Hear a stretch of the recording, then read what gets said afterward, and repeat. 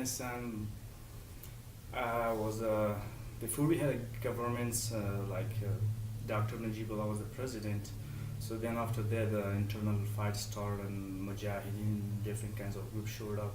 So it was hard to stay over there. Then Taliban showed up, especially they were trying to kill all the people who work for the government. Like my father used to be engineer in the airport.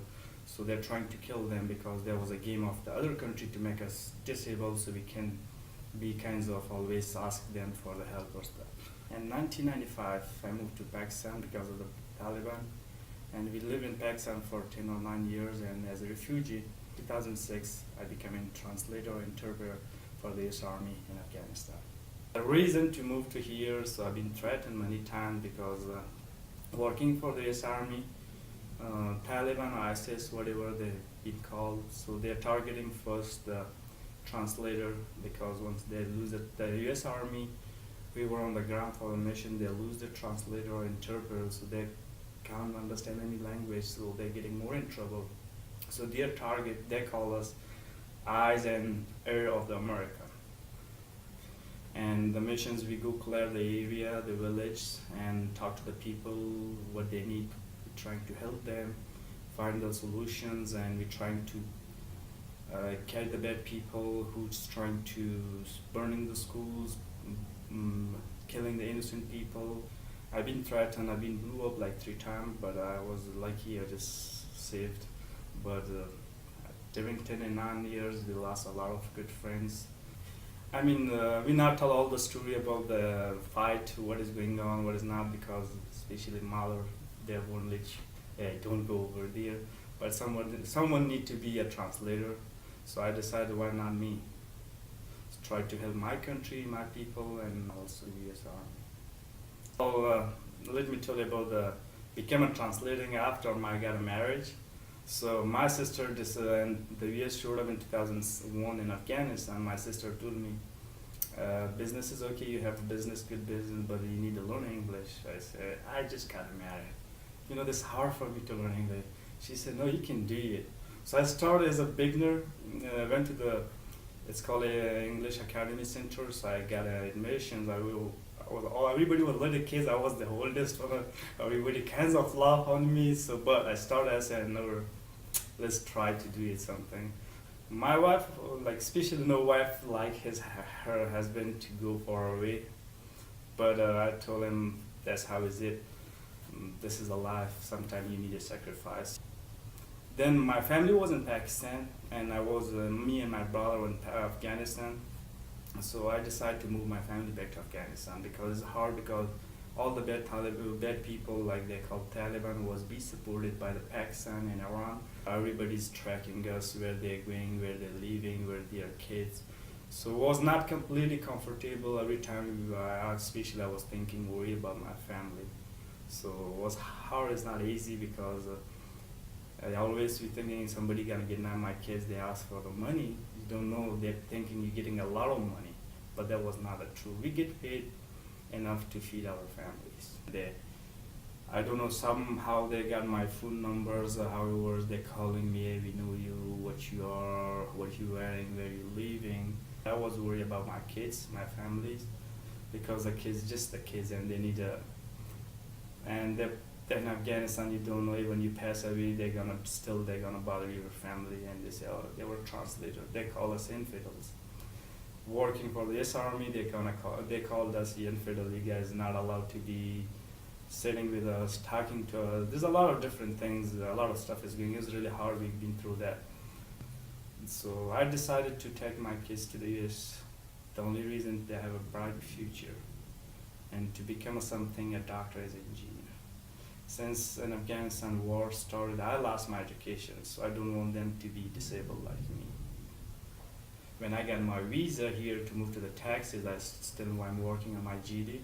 So every single day, 2-3 hours. So I keep getting my GD classes to get my GD to open the door for a college. It's US Army and the US government made the program, which is everybody can apply for it. When we got to Dallas, Fort Worth, we got a representative. And they also help us for 6 months. They help us, they already rented the house for me. and they're gonna financially 6 months they help me for my rents and all stuff like social and food stamp, whatever supposed to I'm receiving from government. They help me all, and also my school kids to the schools, everything's till 6 months.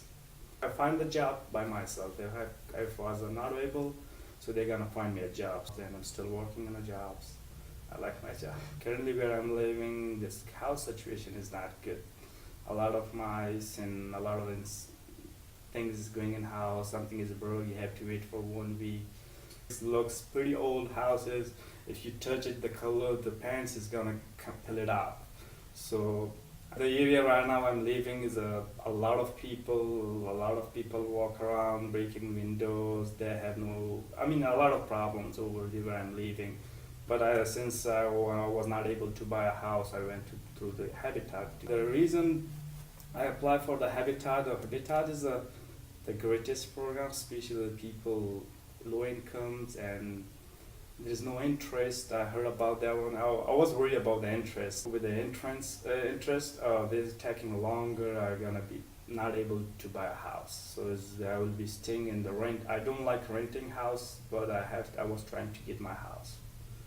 Then I applied for the Habitat. I heard about Habitat. I read about the Habitat, which sounds pretty awesome to me. And it says no interest, 250 hours you're gonna put, and the rest of the requirement.